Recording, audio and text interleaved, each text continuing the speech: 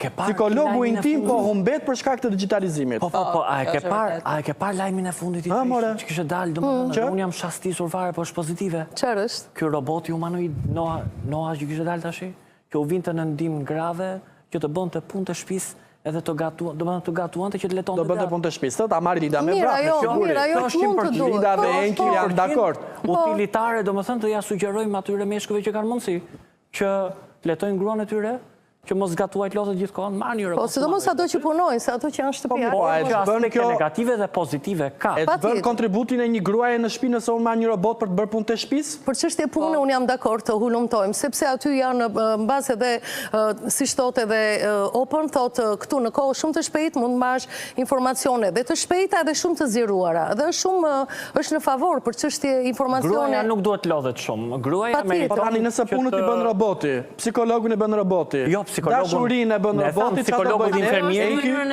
Psikologu, bravo. Psikologu dhe infermieri e thamë që nuk mund zëvendësohet, por ku ka më mirë se një gruaj të vinë në ndihmë një robot që të lajë enët. Se mos pastaj do thonë na morin qafë roboti, spreken gratë gjë me dorë. Psikologu jo roboti nuk futet.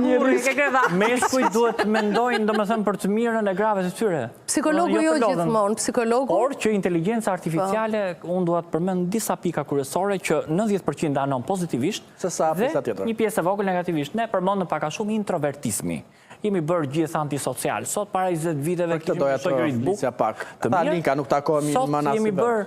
Sot jemi bërë punë shtëpi me shokun ton digital, shokun AI. Një. E dyta, fëmijët e vegjël t'i japim një këshill sensibilizuese prindërve. Fëmijët e vegjël që 1 vjeç, që 2 vjeç me ato telefonat në dorë, scroll, harrojnë prindërit që këto janë bëprone fëmijëve dhe t'ja heqësh qajin. Dhe dyta, problemet optike oftalmologjike, me shikimin, shfaqja e miopisë. Tjetër gjë, probleme me cervikalin, me shtyllën kurrizore, gjithkohon duhet qëndruar kështu, duhet patjetër të shkojnë në një japim këshillën e që ta mbajnë kokën lart. Pra, inteligjenca artificiale është një gur i çmuar, po na ndihmon në çdo sektor, por nëse një menaxhim shumë i mirë, atëherë ne nuk na kthehet bumerang.